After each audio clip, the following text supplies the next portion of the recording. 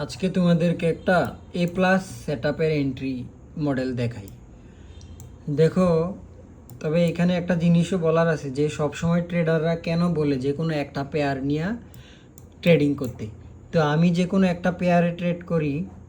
আমার পছন্দ ট্রেড হচ্ছে এই যে ইন্ডেক্স, এই তিনটার মধ্যে একটাতে করি, গোল্ড আর হচ্ছে এই ইউএস অয়েল।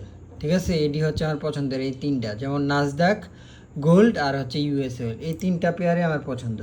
তবে আচ্ছা যাই হোক, এখানে একটা এ প্লাস সেট তোমাদেরকে দেখাই।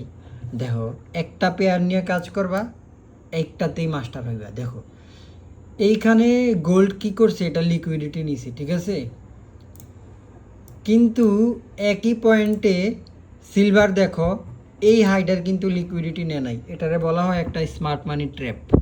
এগুলো আস্তে আস্তে শিখে দিব আমি। এই যে দেখো, এটা আমি ডিটেলসে না বলি, যাই হোক, গোল্ড কিন্তু এটা লিকুইডিটি নিছে, কিন্তু সিলভার এটা লিকুইডিটি নেয় নাই। এটা হচ্ছে একটা স্মার্ট মানি ট্র্যাপ। তার মানে বোঝাই যাইতেছে মার্কেট আজকে আপের দিকে থাকবে। তবে ওভারঅল একটা জিনিস কি, মার্কেটের প্রেশার কিন্তু বেয়ারিশ। ঠিক আছে, তো মার্কেটের প্রেশার যদি বেয়ারিশ হয় এখন, তো মার্কেটটা আগে উপরের দিকে যাবে, ঠিক আছে, যায় মার্কেট নিচের দিকে আসবে। এটারে বলা হয় জোড়া সুইং। এগুলো আস্তে আস্তে শিখাবো তোমাদেরকে। তো আমি গেলাম এখান থেকে 1 আওয়ারে, ঠিক আছে নি। তো দেখো, মার্কেট আগে তো যেহেতু এসএমটি ক্রিয়েট করছে, স্মার্ট মানি ট্র্যাপ করছে, মানে ট্র্যাপ করা হয়ে গেছে, তার মানে এখানে কি, এখানে মার্কেটটা জোড়া সুইং যেটা বানাবে এটা উপরের দিকেই তো বানাবে, তাই না? তো দেখো, মার্কেট কিন্তু উপরের দিকে জোড়া সুইং বানাইছে। আর জোড়া সুইং বানানোর সময় মার্কেট আগে কিন্তু এইগুলা লিকুইডিটি হান্ট করতে করতে যাবে। এই যে এগুলা কিন্তু লিকুইডিটি, হ্যাঁ।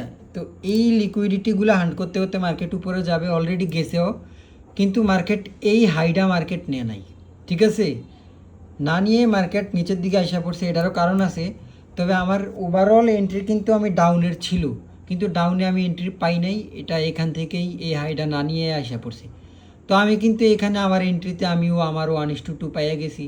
তো যার কারণে আর আমি এখান পর্যন্ত যাওয়াও প্রয়োজন পড়ে নাই বা এন্ট্রিও হয় নাই। এখানে যদি আসতো তাহলে কিন্তু আমার এন্ট্রি আরও হতো। তবে আজকের দিনে আমার 3টা এন্ট্রি ছিল, 3টাই আমার এন্ট্রি হয়ে গেছে। তো তোমাদেরকে এটার ব্রেকডাউন দেখাই আর কি।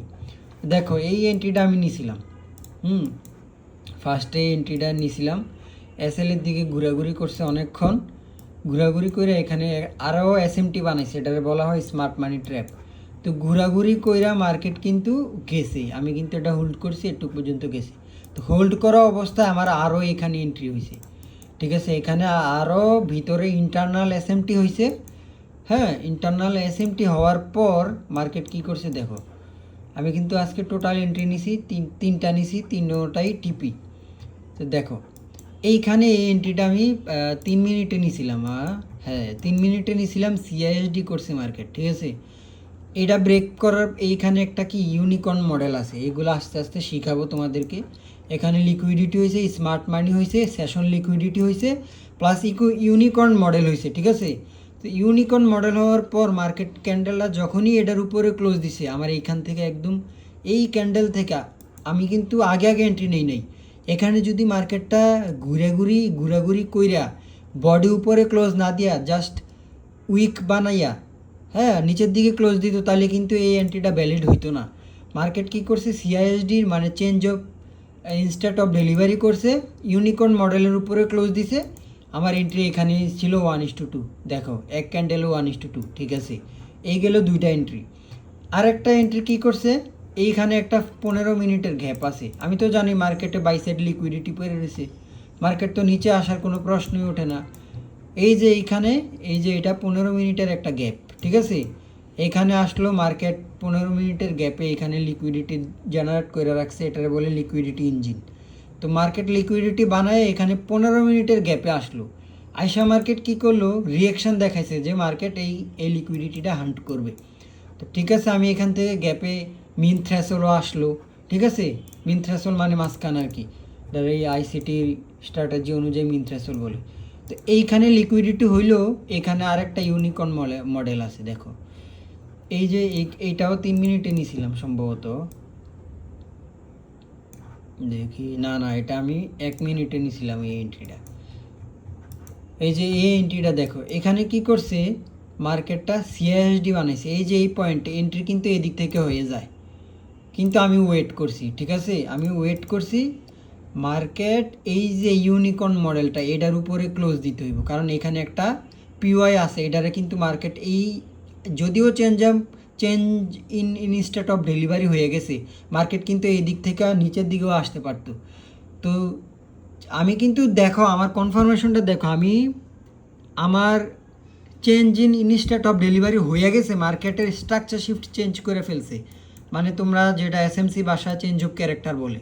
তো হওয়ার পরেও কিন্তু আমি এখানে ওয়েট করছি, কি করছি, আরও একটা ক্যান্ডেল ওয়েট করছি। দেখো একটা ক্যান্ডেল ওয়েট করার ফলে আমার এসএলটা কিন্তু একটু বড় হয়েছে।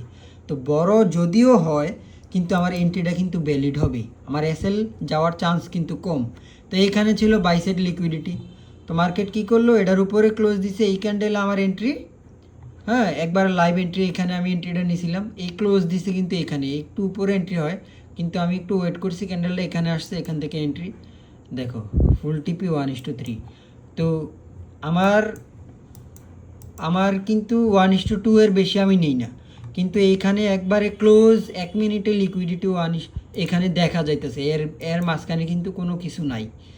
একটা পিওয়াই ছিল যেটার ব্রেক করবে, কারণ অলরেডি বাইসেড লিকুইডিটি উপরে আরও পড়ে রয়েছে, মার্কেট কিন্তু আরেকটু উপরে গেছে, তবে এইটা হান্ট করে নাই, এই লিকুইডিটিটা হান্ট করে নাই।